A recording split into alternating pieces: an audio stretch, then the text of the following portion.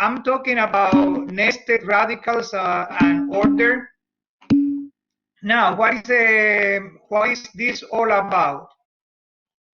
Well, I included my email here because if any of you is interested in having a copy of this PowerPoint, I included many useful links here that you might want to use or you just might want to have. I can send you the document for you to have all the links and everything. So now, introduction. Well, here according to Wikipedia, a nested radical is a radical expression, one that containing a square root sign or cube root or whatever kind of radical that contains or nests another radical expression. This is an example here, the square root of 5 minus 2 square root of 5. You see why they are called nested radicals, because we have another radical inside the other radical we have outside. And this is another example of the second radical that you see here, which is the cube root of 2 plus square root of 3 plus cube root of 4. This is another example of nested radicals. Then an example of use of nested radicals can appear when you are solving third-degree and fourth-degree polynomial equations. For example, the solutions of the third-degree equation, probably you have never seen the formulas written in the most general form. Then they contain nested radicals. I prepared here in Wolfram alpha a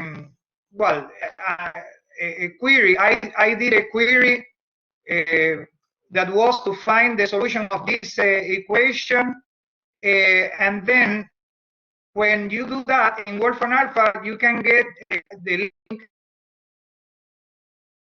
It contains the whole information about that, so I can use that link now and send you to my query in Wolfram alpha, and you're going to see what I mean by the solutions of this third-degree equation, polynomial equation. If I enter this query in Wolfram alpha to solve this equation, a x to the third plus b x to the second plus c x plus d equals 0 for x, then this is what you get. This is the first solution. This is the expression of the first solution. Let me click here to get the exact solution. Well, this is the first solution. You see the nested radical here at the beginning. We have another nested radical here. This is the second solution, and this one is the third solution of that equation. As well as now let's go back to the PowerPoint. Well, using Wolfram alpha, you saw how complicated the solution of the third-degree polynomial equations are, and you saw also that they contain nested radicals.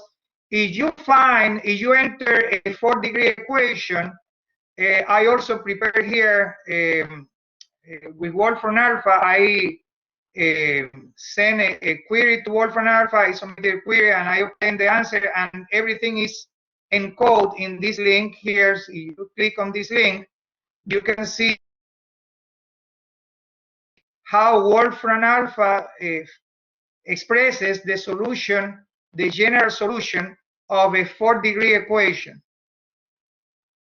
And then, well, this is my input that was observed this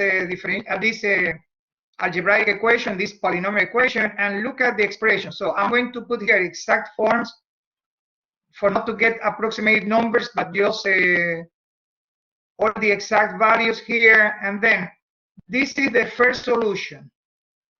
It's so long and so complicated that it's difficult to see that it contains nested radical, but it starts here.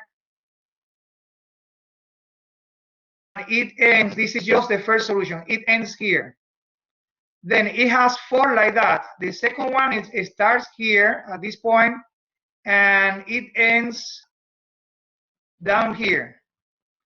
The third one, it starts where the x appears here and ends down here. It is amazing how complicated these formulas can be when you are solving a very simple equation that contains only 4 parameters. But look at how complicated this expression can be. But what I wanted you to see is that they contain nested radicals. For example, you can see this where,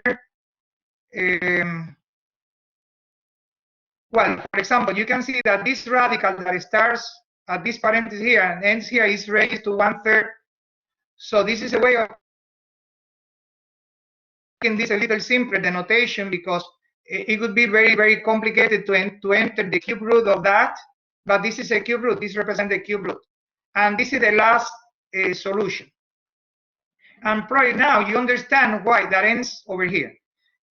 Right now you understand why the books in general, they don't show you the solutions of a third degree polynomial equation. So now, well, briefly, there are some other applications and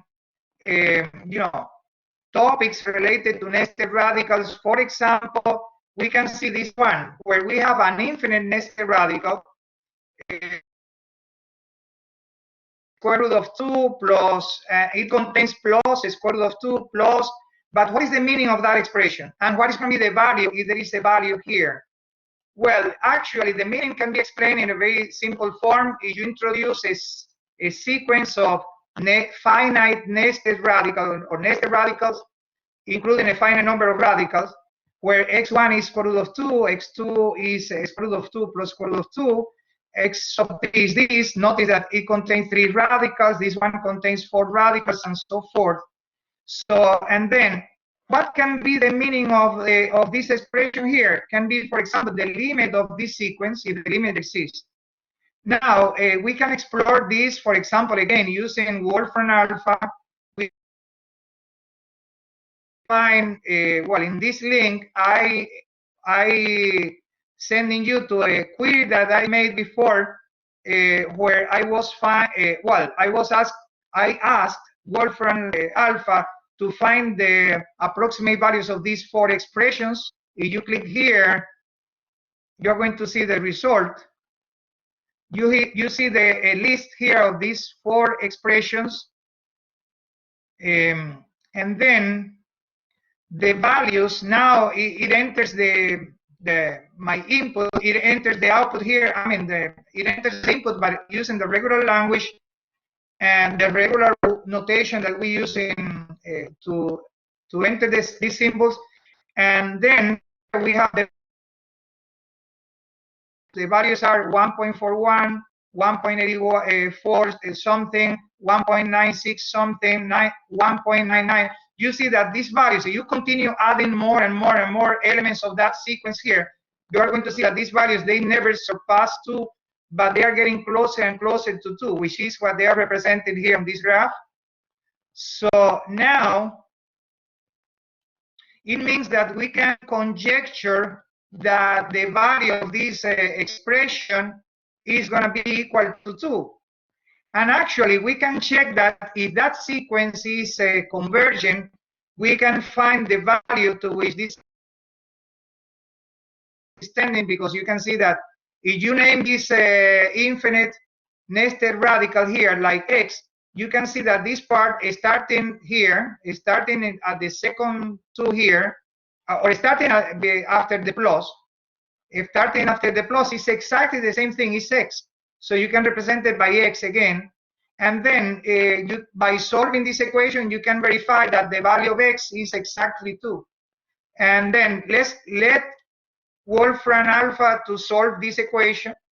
Solving this equation with Wolfram alpha, you see that it understands your input, which is to solve the equation x is equal to square root of 2 plus x, and it finds only one possible solution, and this possible solution is 2. So it means that basically we have obtained what we have verified our conjecture. Of course, an actual proof in this case is going to be a little bit more complicated. You need to prove that the sequence that we introduced before is a convergent sequence, and then by taking limits of both sides, well, it's going to be a little bit more complicated. I'm not going to to get into the details, but it can be a little bit more complicated. But we get that the answer is 2, that the value of this expression is 2. And then this formula can be generalized. Instead of repeating the 2 all the times, we can repeat any number n, and then the value is always going to be interpreted like a limit, like we did it before. It's going to be an expression like this one. Notice that this expression, when the n is equal to 2, 4 times 2 is 8, plus 1 is 9, the square root of 9 is 3, 3 plus 1 is 4, and 4 divided by 2 is 2. So it means when the n is 2, this is going to be exactly equal to 2. Well, another thing that I mention here, there are many things about nested radicals, but I'm going to restrict myself only to mention 2 facts. Ramanujan, which is this famous Indian mathematician, that a self-made Indian mathematician, that there is a movie about him that probably some of you have watched. Well, he discovered, he posed this problem to the Journal of Indian Mathematical Society, that was to find the value of this expression, and then using Wolfram Wolfram alpha, we can obtain some approximate values if you take a part of that, or only a finite number of radicals. I have a possible query here that I enter, and I got a number close to 3, and that's why, the conjecture here is that this is 3, and actually they have proved this already, and the value is 3. I'm not going to click on this link because it could take too long, but you can use it. If you get this PowerPoint, you're going to be able to see the query. And then another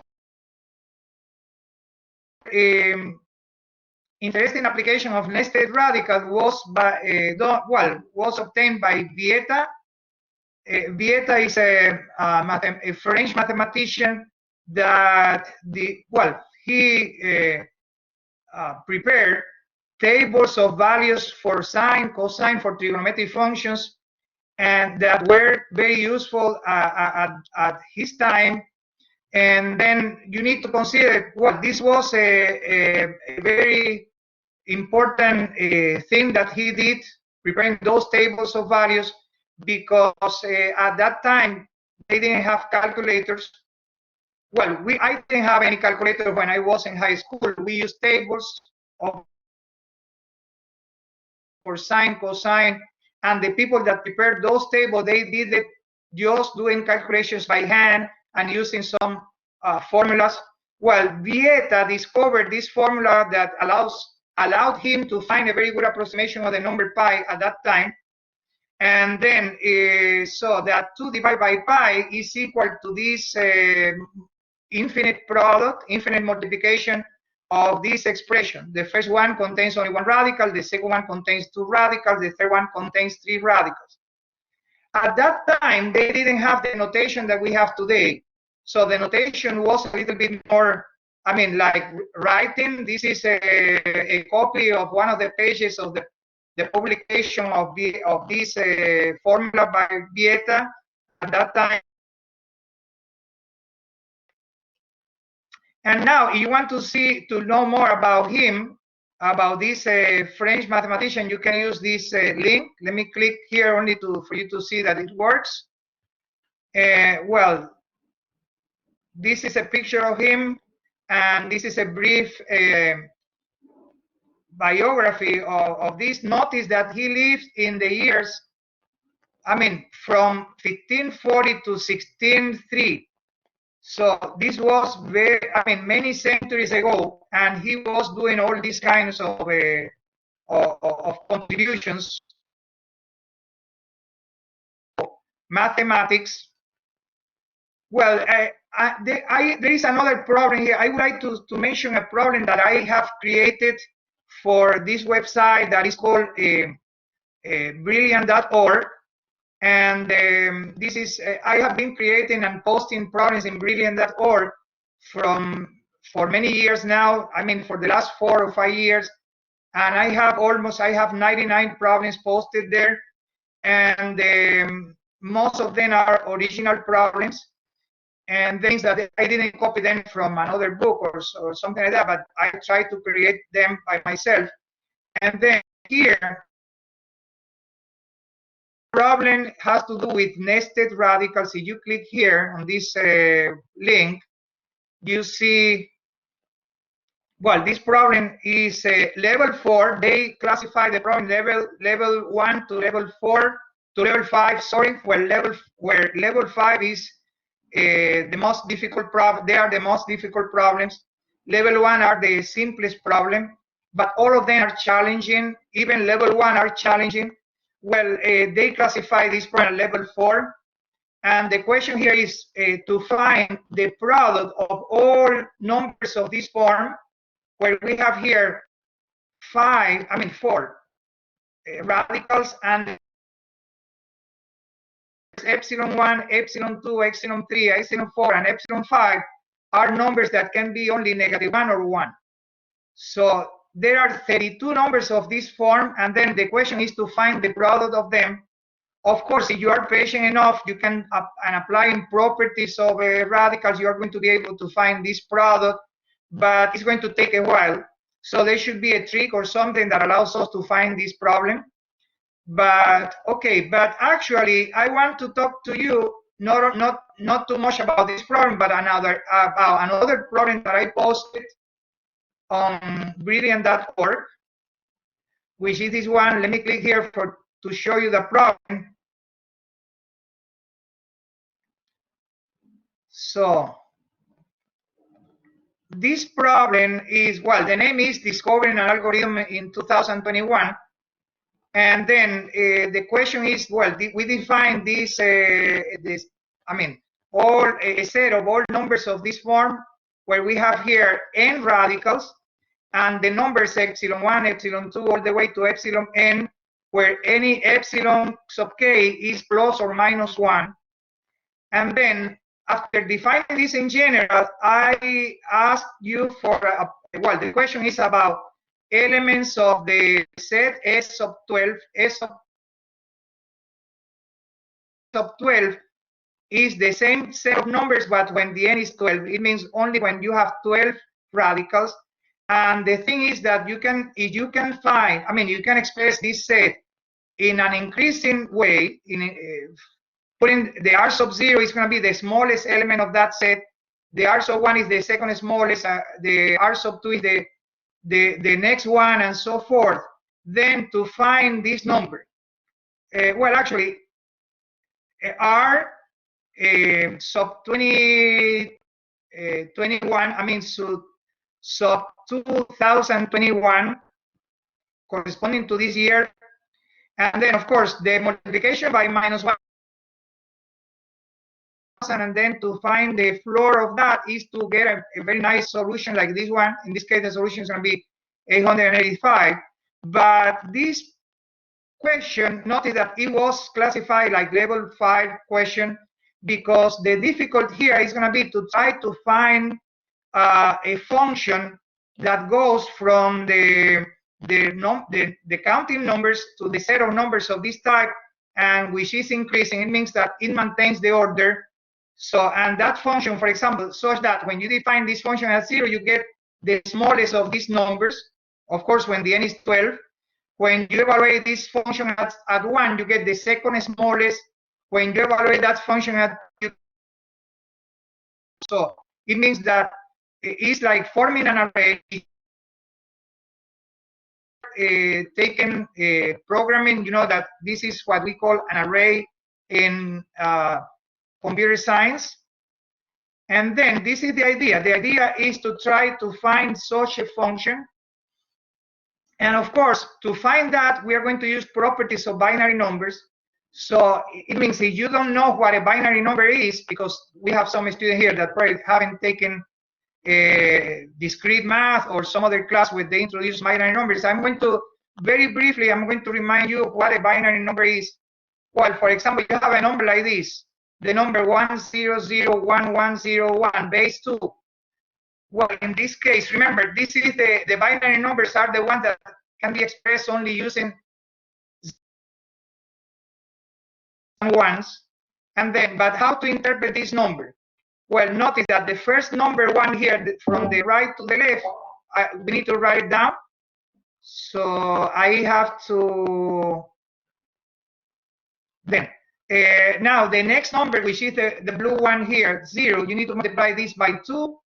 The next number, which is a 1, you need to multiply by 2 to the second. The next number, which is a 1, you need to multiply this by 2 to the third. The next one by 2 to the fourth. The next one, which is the green one here, must be by 2 to the fifth. And the next one must be multiplied by 2 to the sixth. And when you do this, notice that many of them are going to be 0. 0 times 2 is 0. 0 times 2 to the 4 is 0. 0 times 2 to the 5 is 0. But when you add the remaining ones, you get 77. So this is the way of converting a binary number into the decimal representation. We can convert also 77 back to binary by doing the following. For example, 77, you divide it by 2, you get the quotient is going to be 31, and you get a remainder, which is 1. This one is the same one that appears later here. You see, that's why I put it in red. Now, the number 38, that is the quotient of the last division, you divide it by 2, you get 19, and you get a 0, which is the second digit from the right to the left of that number. Now, 19, you divide it by 2, you get 9, you get remainder 1, which is this one that appears here. And you continue in that way. Now, you take the 9 that appears here as a quotient of that division, then you divide it by 2, you get a 4, and remainder 1. You take the 4, you divide by 2, you get 2, and you get remainder 0. You get the 2 that is the quotient of the last division, you divide by 2, you get quotient 1, and you get remainder 0. And the last thing is to take the 1, which is the last quotient here, you divide by 2, you get 0, and you get remainder 1. Then, of course, this is, and you stop. You stop because 0, you divide 0 by 2, you get 0. You always get 0, 0, 0, 0. And then the only thing that we have to do now is to put these numbers in this order, starting from this one,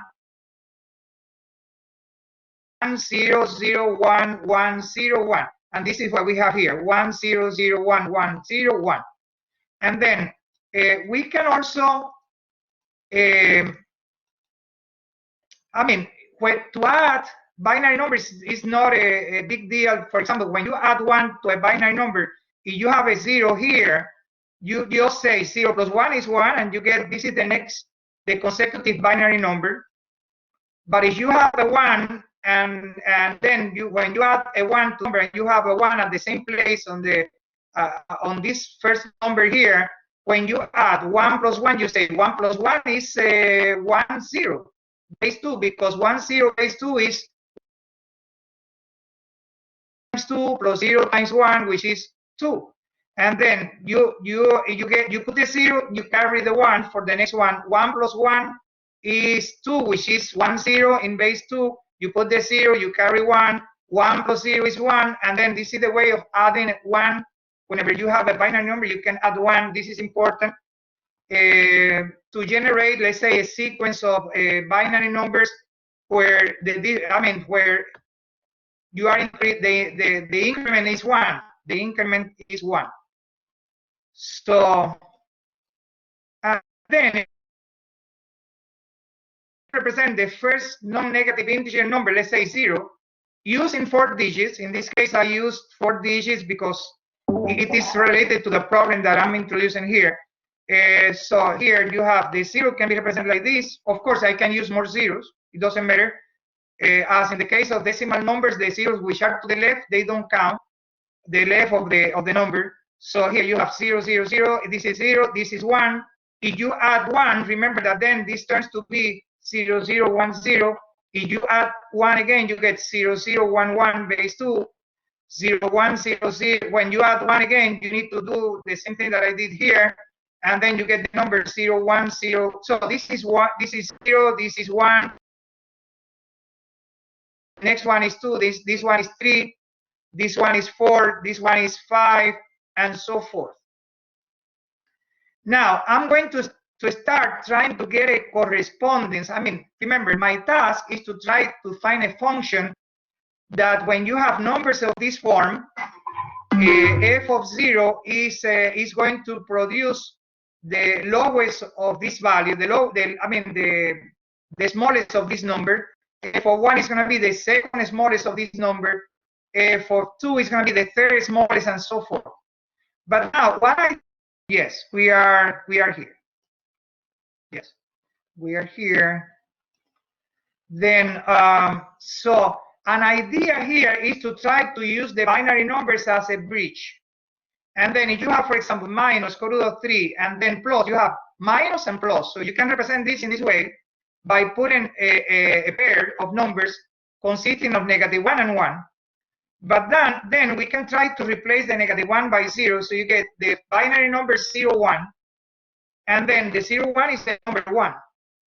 We can do it also for this one. You have now a negative and a negative. So you can identify this with a pair -1, -1.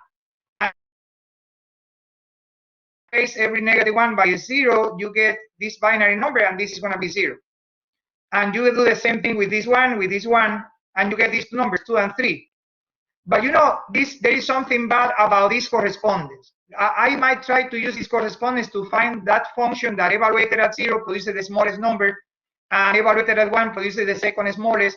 But you can check here really easily that the one corresponding to 0 is not the smallest. That the first number here, this one, is smaller than this one. So it means that in this case, the order, this sequence here is an increasing order. The first one is the smallest, the second one is the second smallest, the third one is the third smallest, and this is the. But notice that the sequence of number here that starts with 0, 0, 1, 2, 3 is not in the same order. So it means that to try to use this idea to construct our function, it doesn't work. And then, well, but the idea can be used we can improve that idea and to get the solution. But before getting a better idea than that, I want to describe this idea in general terms for you to see the language that we are using here. It means if we were using that idea that doesn't work, this would be epsilon1 times the square root of 3 plus the epsilon2 square root of 3. You can identify this with the pair 1 comma epsilon2. But then to convert the -1 into zeros and the ones into ones, we use this formula. If you epsilon1, for example, were -1, -1 plus 1 is 0, divided by 2 is 0. But if the epsilon1 were 1, 1 plus 1 is 2, and divided by 2 is 1. So it means this formula and this formula here allows us to convert the -1s into zeros and the ones into ones. And then now this is just to use the same two numbers that we have obtained here by using a simple notation so that the notation doesn't get so complicated here. The ace of 1 is this number, the ace of 2 is this number. Now this number is in binary notation. And then when you find the value, this number is in binary. The corresponding value in decimal form is going to be 2a1 plus a2. But this is this can define a function. If you take the inverse relation here and you start from this, you can do all the steps backwards. You get a number here, you express it in binary. You find the epsilon1 and epsilon2 by doing the inverse operation here, and then you can obtain the radical. But in this case, this is not going to work because it doesn't maintain the order. But now, the actual idea that we need to use here is very similar. But for example, when you have the radical minus square root of 3 plus square root of 3, again, you start putting -1 and 1. But then we are going to form another pair where the first value is the same as this one, -1, but the second one is obtained by multiplying 1 by 1. -1 times 1 is -1. And now you can identify this. You convert the -1 to zeros, and you get the binary number 0, 0, which is 0. If we do it for this one, you do the same thing. You identify the -1 with -1, the negative with -1, the negative with -1. But now, instead of considering this pair and forming the binary, we form another pair here, which is by keeping the same first value, but multiplying the two values to get the next one. And then when you multiply these two values, you get 1. And now replacing -1 by 0 and the 1 by 1, you get 1. And when we do this for the other one, now you see that it keeps the order. This is the smallest one, this is the second smallest, this is the next one, and this is the next one. So it keeps the order. So this seems to be a good idea. Of course, to try to continue checking this conjecture that this is going to work always, we need to do it also with radicals of this type, but containing 3 radicals. Well, but before that, let me describe this the idea here using symbols. So if we have a radical like this, where we have epsilon 1 and epsilon 2, where they are plus or minus 1 and plus or minus 1. So we obtain this pair, and then what we do next is to keep the first value as it is in the pair, but the second one, instead of epsilon 2, we are going to replace it by epsilon 1 times epsilon 2. And then we convert these two values that are going to be -1 and 1, well, it can be plus -1 or plus or -1 by zeros and 1 by doing this transformation. And then we express this as a binary number, and this is our correspondence. This is going to be our correspondence as we did in the example before. Now, in case of 3 radicals, this would be like that. First, you would obtain what? First, you would take the triple of numbers epsilon 1, epsilon 2, epsilon 3 as they appear here. But then we are going to form a new triple by following the same idea as in the case of 2 radicals. You keep the epsilon 1, but then you replace the epsilon 2 by epsilon 1, epsilon 2, and you replace the epsilon 3 by epsilon 1, epsilon 2, epsilon 3. And then the next thing is going to be similar. You remember, this is the way of converting -1 into zeros and 1s into 1s. And then you get this number, remember, where 1 is the first component of the previous triple. The ace of 2 is this component. The second component, the ace of 3, is the third component. And then this one is going to work. You can check this by doing some calculations. If you put the radicals in order, we are going to have the following. Applying the second idea, these are the radicals in order, and look at what we get here. We get 0, 1, 2, 3, and then for the next group, we have, this is the next group of radicals starting with the fifth one. This, when you apply this idea, you get 4 here. Well, this is the next one, and you get 5. The next one can be, well, I have written them in order here, and then you can see that the numbers, that the corresponding values here, the corresponding counting numbers, they also appear in order. And the last one it corresponds to 7. Remember, we started with 0. Let me go back for a moment to the other part. We started with the first one corresponds to 0. There are 8 of them, so the last one is going to correspond to 7. Actually, for you to get convinced that they are in order, I prepared this table. I did this table with a program using Wolfram language, you know, which is very nice to construct tables of values. This one, you see, this is the value of 0, the value of in this case, so the number that when you express it in binary allows you to find this sequence -1 plus and plus, and then the corresponding value of this radical is this 1. When the number k is 1, you get this radical, and the corresponding value is -2. You see that using the approximate values, you can see that this is an increasing sequence from the top to the bottom, as well as the numbers 0, 1, 2, 3, way to 0. Now, the inverse correspondence is a little bit more difficult to explain, but it's nothing more than reversing all the steps that we did before. We start with a number in binary form, a number that contains, well, for n radicals, we're going to consider numbers that contain n digits. Remember that even if the only one that is 0 is the different from 0 is the last one here, which is, let's say, 1, you can complete the other part with zeros.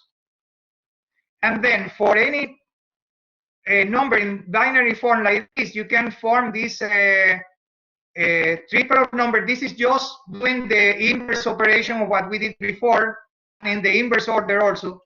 Now, to get a sequence that when you multiply that the first element here coincides with the first element, and when you multiply the first and the second produces this, and when you multiply the first times the second times the third produces this, we have to complete that sequence in this way. And now we can form the corresponding radical, and then this is our function. This is the function that we were finding here. So the first number here, which is in binary form, is a number between 0 and the largest possible value here is 2 to the n minus 1. 2 to the n minus 1. And then for any number in between 0 and 2 to the n minus 1, you can get corresponding radical in this form by using this formula.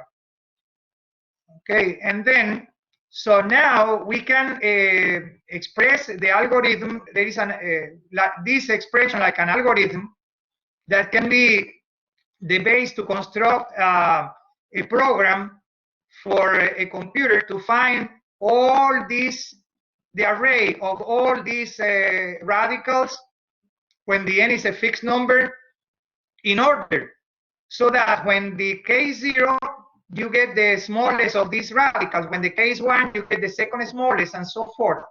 So the algorithm has the following expression. You take the number k, that is the number between 0 and 2 to the n minus 1. You express it in binary forms. If you have taken programming, you know that this is simple to do in programming. Almost all languages, they have this implemented.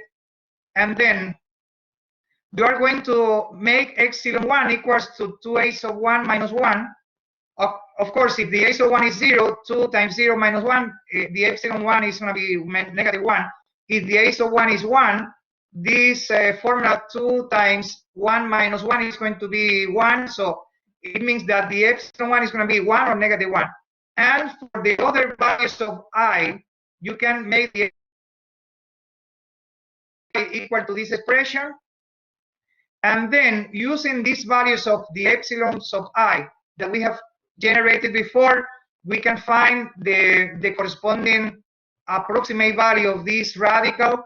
And this is going to be the approximate value of the k, not the k, well, the k term, but starting from 0. I mean, this is going to be the k plus 1 terms of that sequence when the elements of that sequence are increasing. Well, I have prepared a program, a Wolfram language program the link is here, so you can use this link and you have access to that. Click here.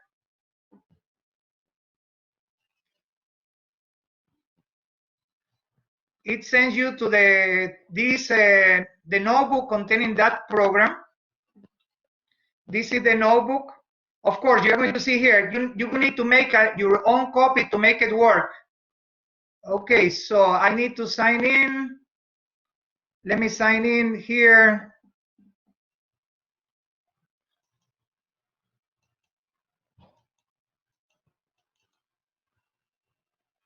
Let me see if I can sign in a different page here.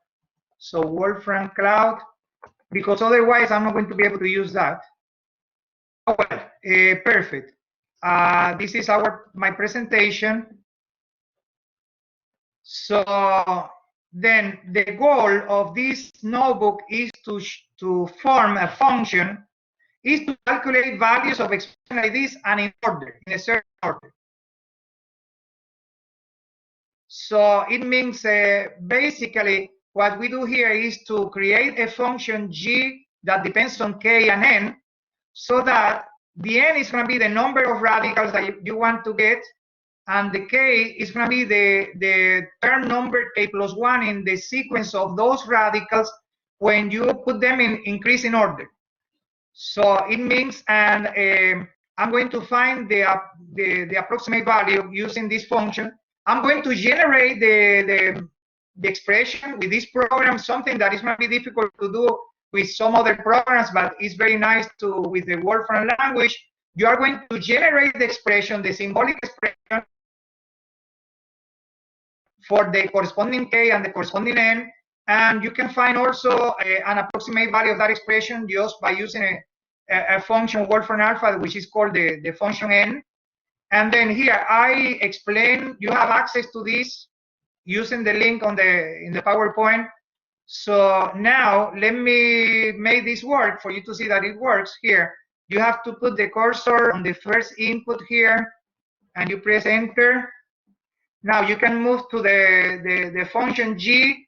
That is a function that depends on two numbers, k and n. N is the number of radical, k is the number of that of the corresponding nested radical that you want to obtain when it is written in increasing order, starting from the 0 element. Here, let me put the cursor somewhere over here, and then to press shift enter, and I enter that expression. Now, for example, if I enter g of 50,7, it gives me here the 50 element, the 51 element of the sequence of radicals of this type containing 7 radicals. This is the number 51, sorry, starting from the smallest one to the largest in an increasing order, and this is the approximate value. So that's the function that I use to form a table of values. So here, the table of this one consisting of these 3 elements. So let me enter k1 equals 0, k2 equals 3, equals 7, and then I'm going to, I need to erase this part from here because this can be confusing, and then this part also from here. And then the next thing that I'm going to see is to construct a table of values for that function where the n is going to be equal to, in this case, the n is what?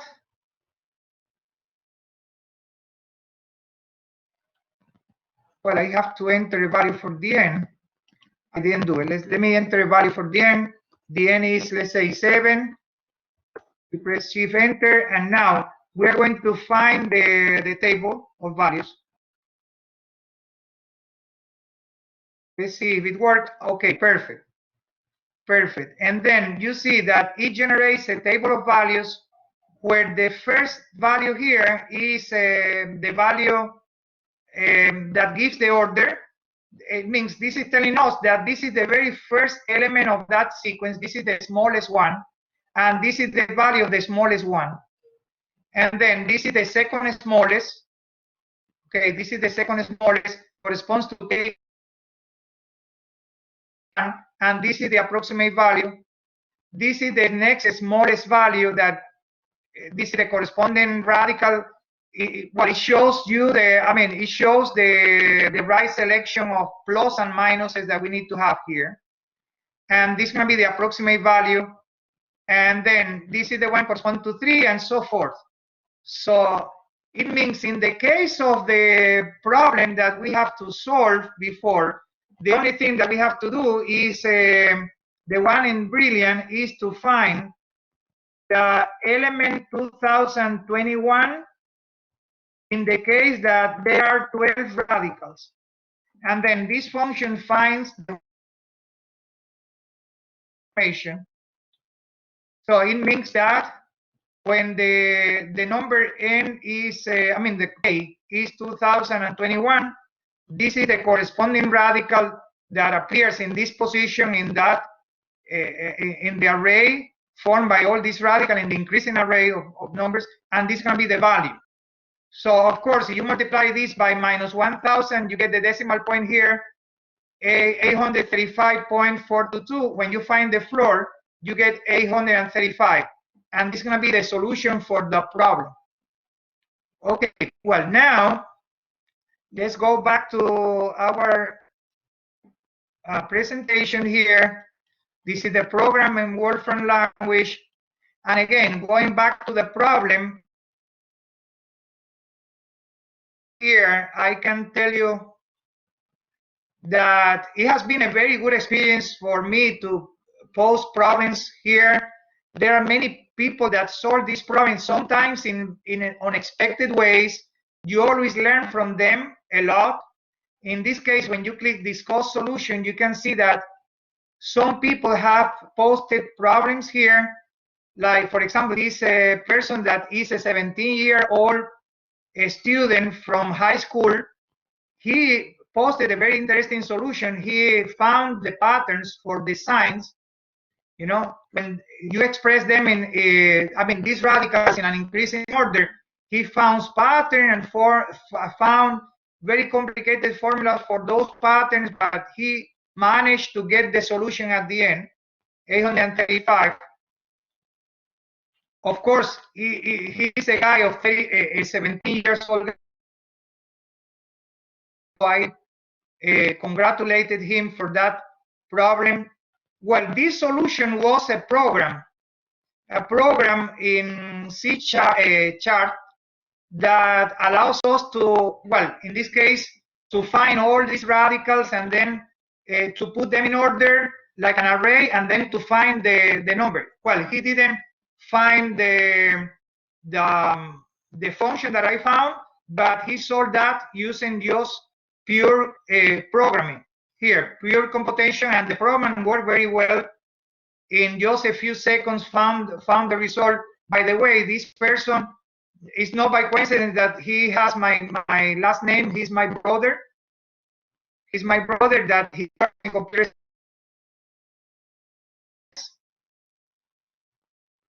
And then I also posted my solution here. That, of course, it looks more theoretical. I mean, well, it's a little complicated to read, but everything is based on the idea that I discussed with you before. Okay, well, at the end of this PowerPoint, you have some related problems that you know, that you can think about.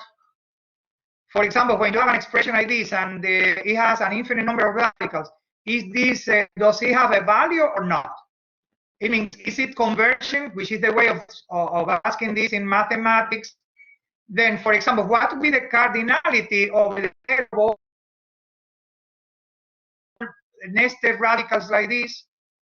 And then, can we find a correspondence similar to the one that we did before, but using now infinite radicals, a correspondence between this and a certain set of numbers?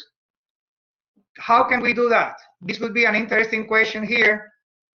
And then, do the numbers of this form, when we have infinite radicals, cover an entire interval without leaving any holes? Well, this comma doesn't go here, but anyway, you can understand that if they cover a whole interval without leaving holes in the middle, this can be another interesting question. And then that's it. This is my presentation. I'm including here at the end of this this presentation some of the links that I used before. You know, they never, I mean, they are always going to be active because they contain the whole information, the whole input. And then it means if you, for the ones for the Wolfram alpha, they contain the whole input here in code in the link. So when you click any of them, automatically Wolfram alpha is going to understand what you are asking and is going to give you the answer. And then here we have a link for the Viete's biography, and then links for the the second problem, I didn't include the link for the first problem, but I can give you the link if you need it. And then, so the link for this, for the notebook, and some other links that talk about nested radicals that can be interesting for you. And this is it for today. I mean, this is the end of the conclusion of this presentation. I hope that it has been interesting and motivating for all of you.